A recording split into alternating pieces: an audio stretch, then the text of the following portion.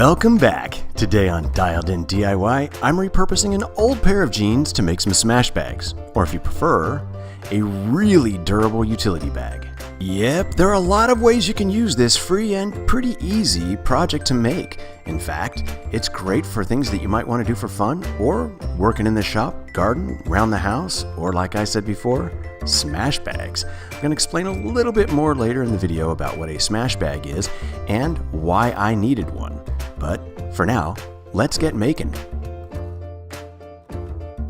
For all the purposes I just mentioned, and possibly many more, one of the things that you're going to want to do is have a way to close it and keep it closed. So we're cutting into the pant cuff here in order to set in a string that we will use as a drawstring. The drawstring will also do double duty because it will serve us as handles when we want to carry around whatever we have inside the bag.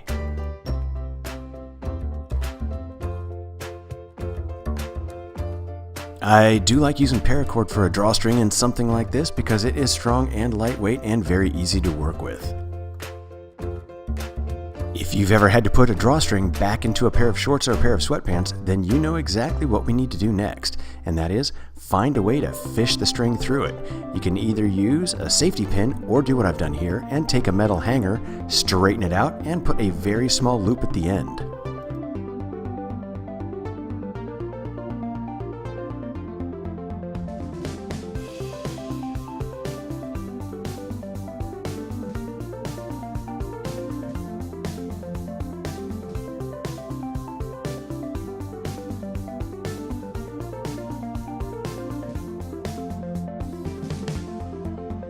I have found that using the hanger method to pull the string through is much quicker and easier than trying to use a safety pin to do the push method to work it through.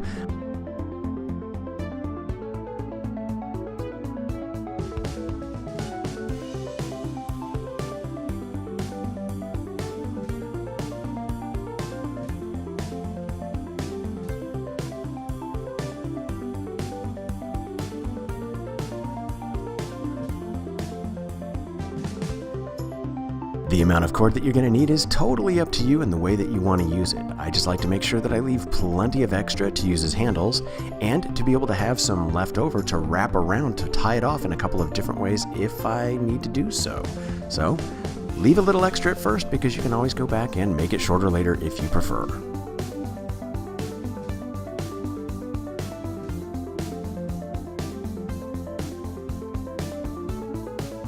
When you first start using this drawstring, the rope is going to slide through a little bit stiff, but the more you work with it, the easier it will slide through, and the pant cuff itself is going to be stiff until it's been used a fair amount. That will also loosen up over time and be much easier to close down.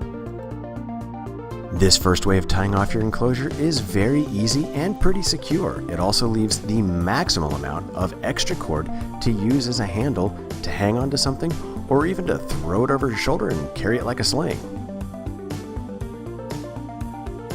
So, how big do you want your bag to be? I guess that all depends on the purpose you're going to use it for. I like to leave them a little extra long in case I want to use them for multiple purposes, or in the case of a smash bag, I like to be able to fold the open end over a couple of times before I get to smashing. I turn the bag inside out to prepare to sew up the open end of this at the bottom. In order to do that, I want to use something that's really strong but still lightweight, so I get some repurposed kite string. I'm starting with a long piece of string and doubling it back so the needle's right in the middle, and then tying off the two ends.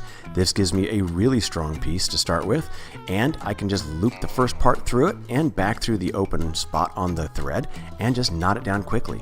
I'm going to then take a quick straight pass all the way across the bottom of this seam, not worrying about knotting it as I go because I just want to get a straight line to begin with. If I'm being honest, I'm really not that good at sewing, but I can at least make a straight line and get it beefy and strong enough to hold tight so that whatever I put inside the bag when I'm done will hold very securely. I do like to give credit where credit's due, and the original idea for this kind of a bag actually was from my mom and dad. When I was a kid, we used to make these when we would go camping so that we could pick up rocks and fossils and other things and carry them around. The nice thing about having those made, my mom was great with a sewing machine, and closing up the end of these was something she could do real quick and real easy. Thanks, Mom. I did make a return second pass back across the bottom of the pant leg, and this time across I did do a bunch of knots as I went along. The reason I want to do this is because now that I have a guideline to follow, I want to put a bunch of knots as I went along in case anything were to ever cause some undue force, a snag, or something on one part of a string later when I'm using the bag. The whole thing won't just unravel itself and will stay secure.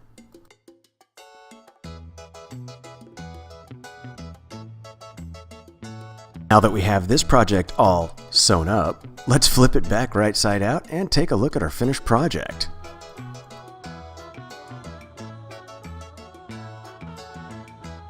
You can see by looking at the bottom, we have a nice clean finished seam on the sewn up portion and a really secure bag.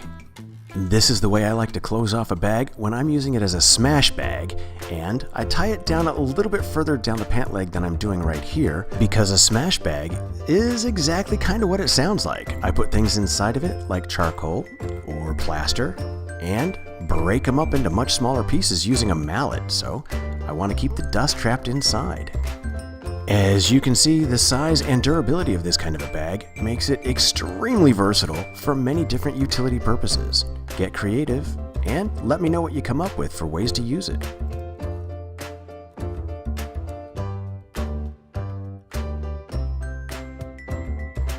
Thanks for taking the time to stop by Dialed In DIY today to check out my little repurposed project using a pair of jeans to make these smash bags or just general purpose utility bags.